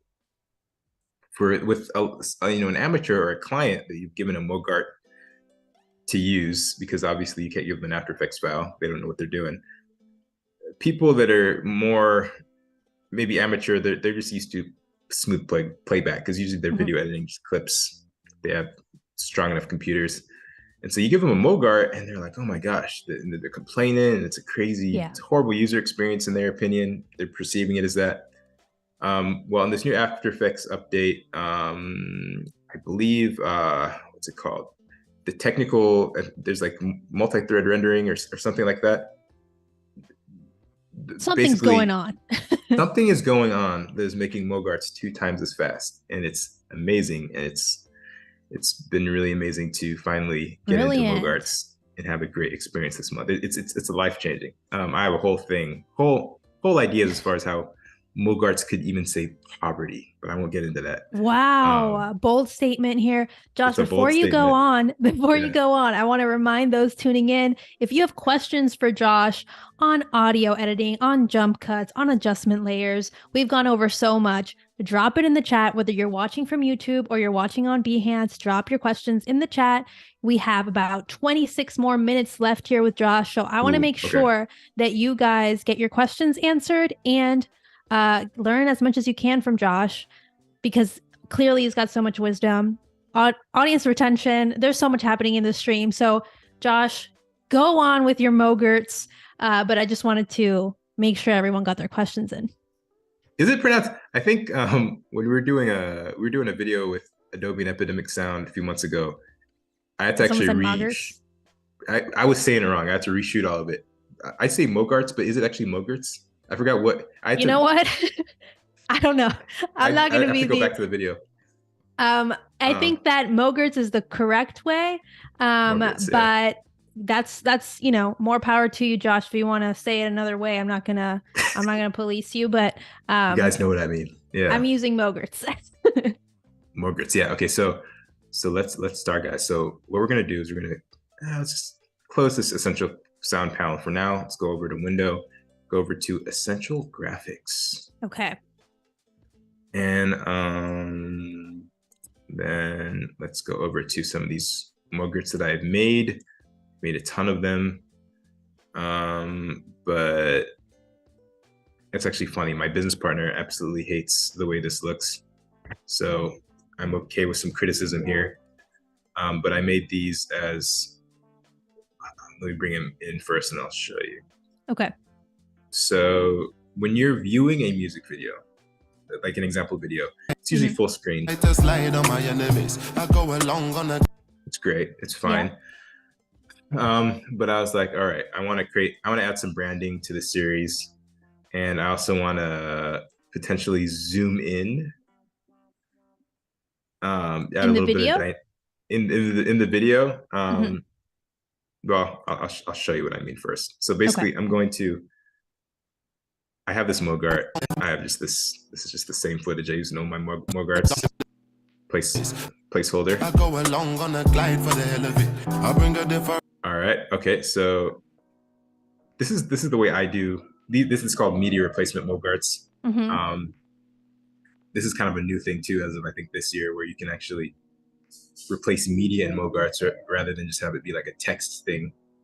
They are freaking amazing. So what your amateur might do is say, okay, I get how media replacement MOGRTs work. I have to just place my media here. So I'm going to drag my clip of Burna Boy, like the whole music video, into here. Right. The reason why I don't do it like that is it's always going to play the music video from the start. There's no, it's not editable. Your footage within the MOGRT, media MOGRT. Okay. So my workaround for this, and I'm sure I'm not the first person that thought about this, is I just I go to the media I want to place in my MOGRT and my timeline. They're already cut perfectly. Right. I just nest it basically. So we'll just leave that nested sequence 1, and then click on your MOGRT. Let me make sure that this is all kind of viewable better. There you go. Okay. All the windows. So then you just drag it in. And so your MOGRT is cut to the beginning of your nest down here, and it ends where you want it. And then the cool thing is you can literally edit the video in the MOGRT by just editing the nest. So if you wanted to... Oh, that's super smart.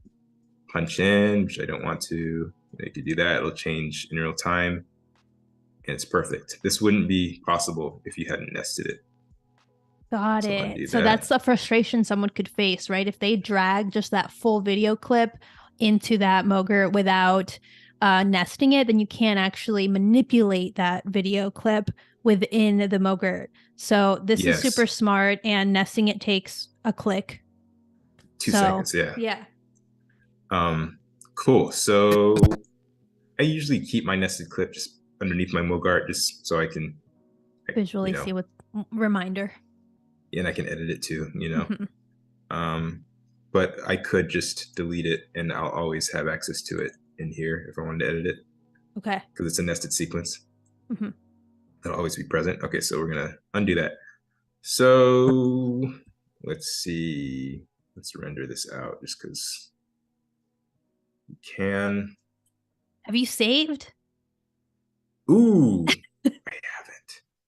I'm gonna show you a trick that I do. An hour and a half into the live stream. Hey, let's save. I'm actually surprised it hasn't been more distracting. Usually, so I have this crazy thing that I do. I autosave every 1 minute. And if it hasn't been distracting you, that's awesome because you'll literally see it every minute. And I just don't even see it anymore. But I've lost so much footage over the years that I just don't even care. So the thing about autosave is it does not literally save the sequence that you're in. It just saves an autosave in the autosave folder every minute. So if you lose something, you still have to go find it in the autosave folder, right, and then save it back over the actual project that you're working on. So you should still Control S or Command S if you're on a Mac, just to save as often as you can. You're right. I don't think I've saved it once. So just saved it just now.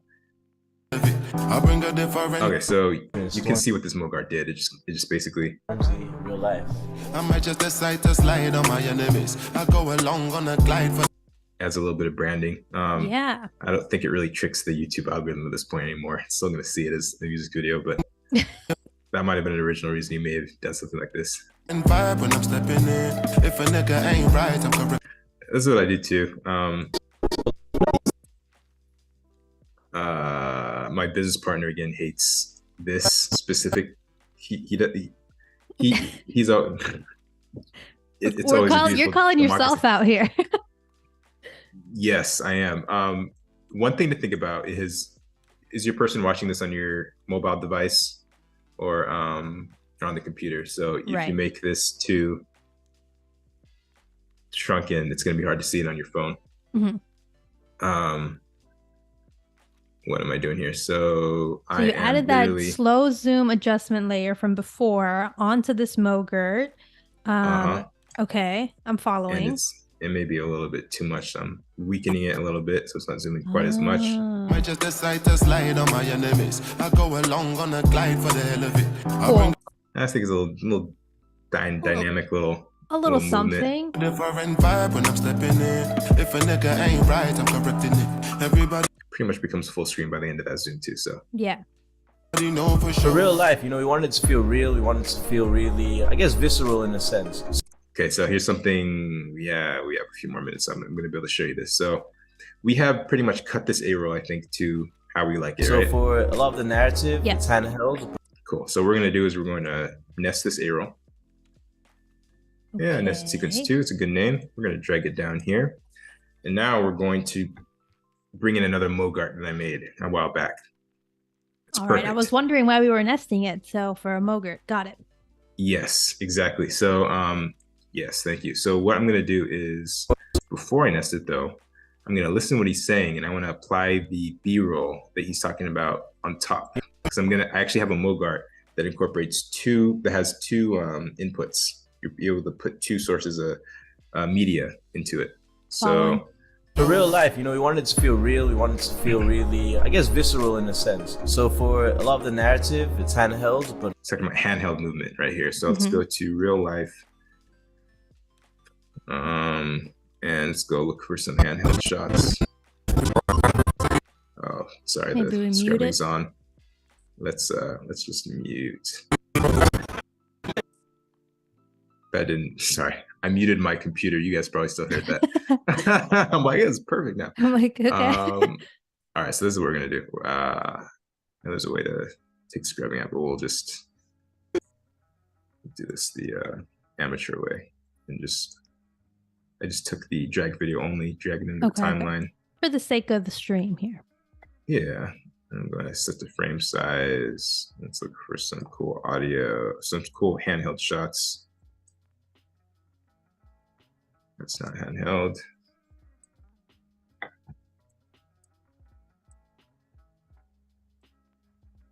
That's not handheld. Okay. I think what he means is maybe a lot of this is on Steadicam, but he's kind of going for more of the handheld look, even if, yeah, that was handheld. Yeah. All right, we'll not include smoking. Stuff to think about when you're trying to make sure your video is not demonetized on your YouTube channel. True. Very true.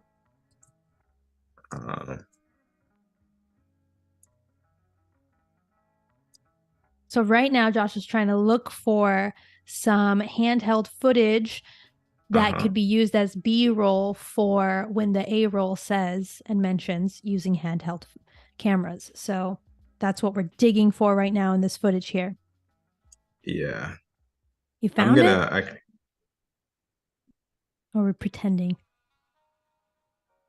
So it's funny how we're trying to message match. That's what I like to call it. So he says something in his A-roll. We want to message match with our B-roll. He's kind of saying how most of the video is kind of it's the visceral handheld look. I think I just know because I'm a production nerd that they use some type of Steadicam or something. But I think they used it. They didn't make it crazy smooth. They tilted it a lot. They kind of made it seem like a very steady handheld look. An enhanced handheld. Yes.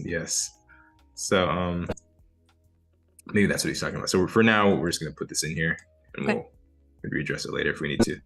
So I just put this handheld footage on top of I put this B-roll footage to message match with this A-roll.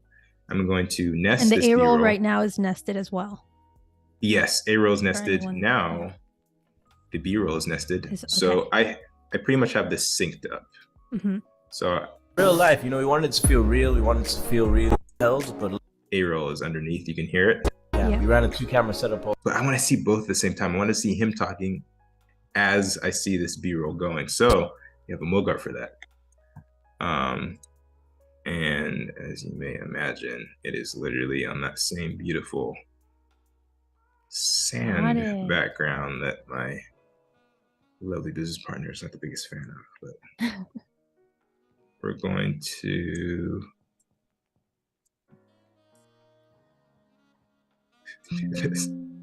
Gotta load the motion graphic. Okay. There we go. So look how fast I loaded it. Okay. So that's the template. Got it. Yeah. So there we go. So we're just going to so we want all the MOGRTs to be on the same track. Just cut this down. All right. So feel really, I guess, visceral in a sense. So the way I have this MOGRT is I have the handle popping up in the beginning. The handle popping up. I need to fix the font and see if this actually might work. This I actually may want to recreate this MOGRT so I don't see the handle because it's not really necessary in this case. Real life, we wanted. It's for another day. See if I have a plain one. It doesn't go away? I thought it did. It does go away. Oh, you know what? I'll show you a quick workaround. Actually, let me choose. Yeah, this is the most current one. And Josh, we also have another question here from the audience asking about pricing tips as a video editor. So the question is, what is a reasonable hourly rate for a novice video editor, or should you do it for experience? This is a big question here. It's a great question.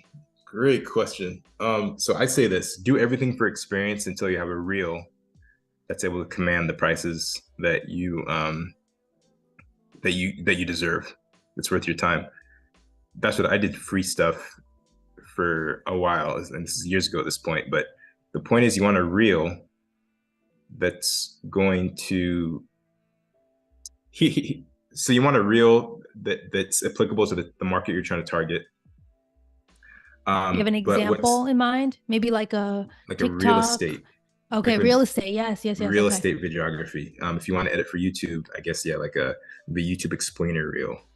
But what's important about doing stuff for free is when you're doing stuff for free, you most of the time have creative control because you're able to, no one's going to come at you with, oh, did you revise this? I want this. I want you're going to be able to take the creative control from your client because you're doing it for free. Mm-hmm. And in my opinion, some of your best work will come from having that creative control because you don't have a client that's maybe more based on you might have a client that's more focused on conversions, maybe rightfully so, because they want a strong ROI from their investment of paying you money for a video. So they're like, so they may make some crazy decisions like, yo, I want a call to action over the entire beautifully shot video that says, get your car wash. Right. Call this number. Or the real estate number, right? Like they're just going hard on their ads on the video. But if you are able to edit it for experience, you have some more creative freedom than you would otherwise. Theoretically, it'll look better. That's been the case. Theoretically, yes. So yeah, get your reel going, perfected, free stuff. Then you can start charging the big bucks because you'll have all this experience now in the specific industry, and it'll actually look good. Yes, that's question. Really great advice. Really great advice. Okay, so just as a heads up, Josh, we have about 10 minutes left on this stream. Perfect. So what do you want to wrap up with here before we move on to part 2 tomorrow? We're literally I'm just gonna show you how to do 2 pieces of media in a media replacement MOGRT. Let's see it. Let's see it. So we have right here, large video. I just named it that. Small video makes it easy. So this is obviously large video, small video. Mm-hmm. We know nested sequence 2 is our A roll, which we, actually, I want the B roll to be in the large video. Mm-hmm. So that's going to be nested sequence 3. Let's click back on our MOGRT. So this pops up. Nested sequence 3, we want in the large video.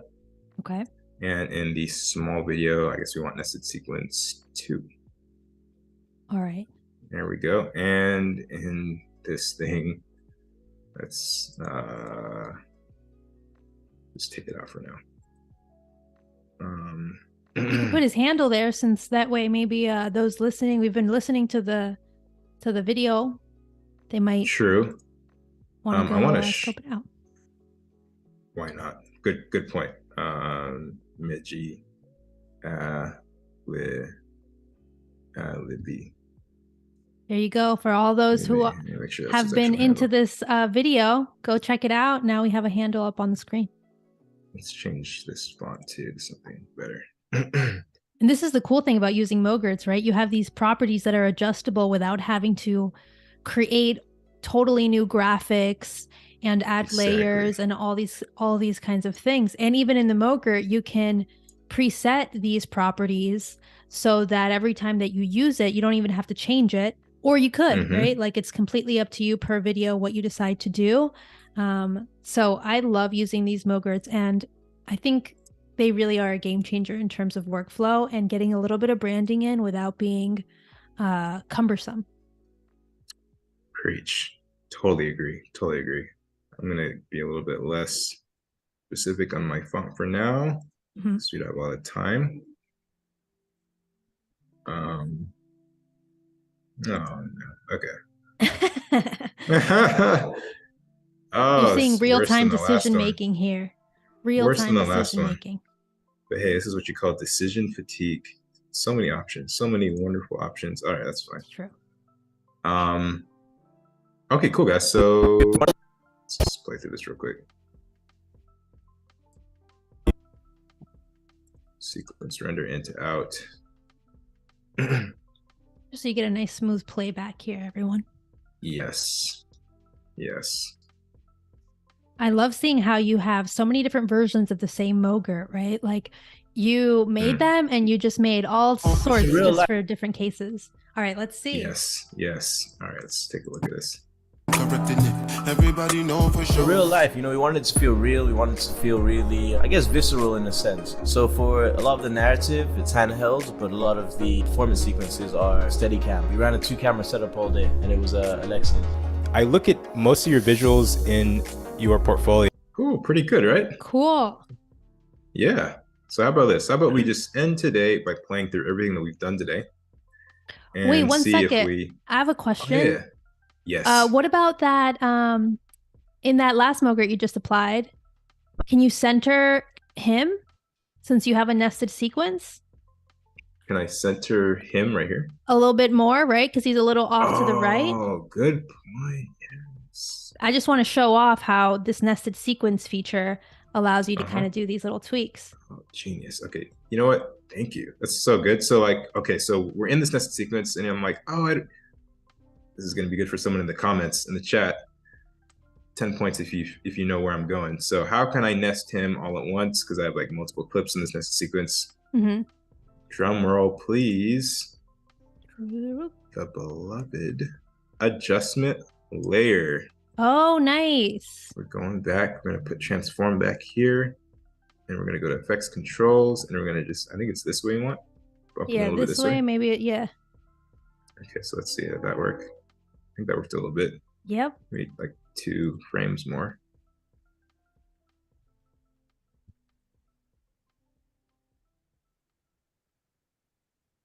Yeah, that's Nice. good. It's good for now. Cool. And he is perfectly adjusted. Render So this quick into and out. easy. Yeah. Perfect timing here with only 5 minutes left. Perfect. Perfect. You could even give him a little, move him a touch up if you wanted to too. And maybe kind of some color, some like contrast or something. Good point. Good point. We'll do We that. might have a few minutes for that. Let's see. Meji, it is a pleasure having you on the channel. For this first video, what is the name of the video and what is the artist? Yo, Femi, thank you so much for having me on the channel. You know, I've been keeping up with it for so long, and you know, it's a pleasure to actually be on it. The video we are showing right now is Burn a Boy, featuring Stormzy, real life. I might just decide to slide on my enemies. I go along on a glide for the hell of it. I bring a different vibe when I'm stepping in. If a nigga ain't right, I'm correcting it. Everybody know for sure. For real life, you know, we wanted it to feel real. We wanted it to feel really, I guess, visceral in a sense. So for a lot of the narrative, it's... All right. Cool. That looks amazing. That is so sick. There's so much that you've covered here today. If anyone has any last minute questions here, drop them in the chat. And Josh, this has been so cool to see how you're layering all these different adjustment sequences. You have just so many different little techniques to make the time go by faster, which is key when you're talking about YouTube videos and when you're talking about tutorials or whatever kind of YouTube video that you're creating. You do want to keep people tuned in for way longer. So this has been amazing. How about we take a minute to maybe adjust him in that MOGRT? Give him a little something because we have a couple minutes here to play with before we're totally gone. How about we just do, so we can see? We'll adjust the color in here. Oh, okay. So I'll just add just yet another adjustment layer. I probably would have put this underneath. I don't know if that's OCD or if there's a logic. Like I want the color to be underneath but whatever. And the reason that you're separating out these adjustment layers as opposed to doing it all in one is just to have customization, right? True. I think I could put all these on one. Well, no, not the motion. I needed separated, I believe. Got it. Yeah. You just want to separate certain things. But you know, just for my mind. And then I can label them differently as well. So we can even label this color. If you even have time. We don't have time for now. So just drop a little color edit there real quick. Where's color? Color. Yeah. So I'll literally just go to like basic correction and we will bring the highlights up a little bit, bring the shadows down. Bam, a little bit better. Bam. And now you can use that adjustment layer every time that he's on screen, right? Exactly. So I can name this color for Meji. There we go. Color for Meji. And then we have it set every single time for the rest of the timeline. That was another handy tip, Josh. Thank you so much once again, Josh. Thank you for sharing all of this with us today. You've taught us so much about editing in Premiere Pro. We learned how to cut A-roll footage, simple editing audio techniques, including that really awesome audio ducking feature with the de-esser that I'm never going to forget, and even how to use MOGRTs and adding adjustment layers and the zoom-ins. These are all really amazing tricks. I want everyone to remember that we'll be back tomorrow at 12 p.m. Pacific for part 2 with Josh. So be sure to join us as he shows you how to add B-roll to your tutorial, use MOGRTs, add adjustment layers. We'll go further into these techniques and best practices for final export. Now stick around for the Premiere Pro Creative Challenge with James Bonanno right after this. Remember to hit subscribe. Remember to follow Josh everywhere. Go check out his YouTube channel. For tonight, that's your homework, is to subscribe to everyone. And thank you so much once again, Josh, for this amazing live stream. Thank you for being here with us today, and I'll see you tomorrow. Same time, same place. See you tomorrow. Fabiola, thank you so much for all your help. Everyone watching, appreciate you guys. Stay tuned. We got some cool stuff tomorrow. Yes, I can't wait to see what we get into tomorrow. It's going to be amazing. Cool.